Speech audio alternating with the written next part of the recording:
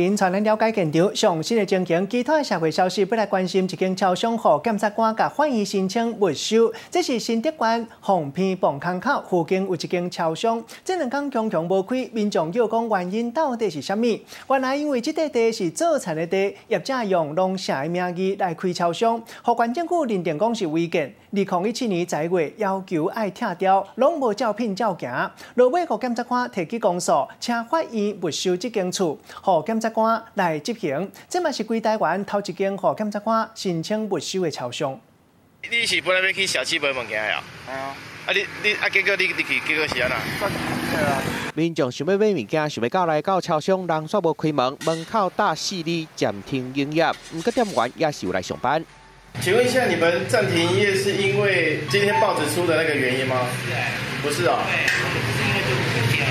这间开伫新德县凤坪磅空附近的超商，拄好伫伫西边的边仔，人客一直拢真多。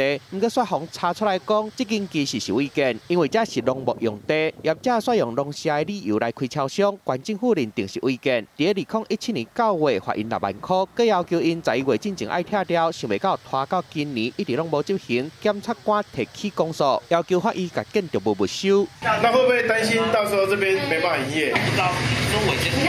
店员强调，因唔知影，唔过检方对外发声明，认为政府查埔举报违建，买手拆厝的工课效率真歹，无警告的效果，所以检察官透过法院申请建筑物没收，改换地检署来执行。命令要拆除而不拆除，而且处以罚款以后，仍然没有改善。那据新法是有规定，是可以移送地检署。检方为着土地正义态度大增的，就惊业者软空芳，想要等县政府修法，让一部分的违建变合法。嘛，互这间超商正做全台湾头一间，互检方申请没收的超商。记者综合报道。